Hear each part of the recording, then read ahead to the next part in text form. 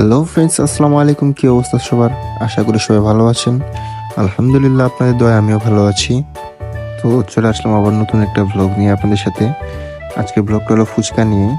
আমরা ফুচকা খেতে সবাই ভালোবাসি, তো ভাবলাম যে একটা ভিডিও আপনাদেরকে দিই। যাই হোক, রাস্তার পাশে মামাকে দেখে ফুচকা খেতে মন চাইলো, তো চলে আসলাম ফুচকা খেতে। তো ভাবলাম যে আপনাদের সাথেও শেয়ার করি। তো আমি অর্ডার করার পরে আমার জন্য ফুচকা রেডি করতেছে মামা।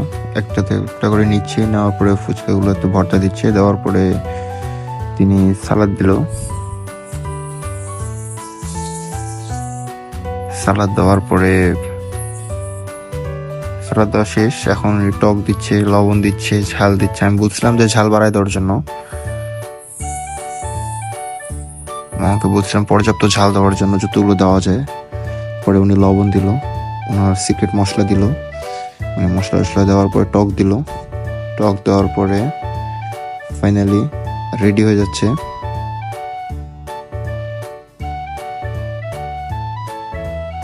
অন্যান্য জায়গা থেকে এই জায়গায় টক দেওয়ার সিস্টেমটা ছিল অন্য। তো গাইস, ফাইনালি রেডি হয়ে গেল আমার ফুচকা। মামাকে ফুচকা দিয়ে দিলাম, আমি বিসমিল্লাহ বলে খেয়ে শুরু করে দিলাম। অফ জাস্ট ওয়াও ছিল, কিন্তু ঝালও নেই, তারপরেও আলহামদুলিল্লাহ ভালো ছিল।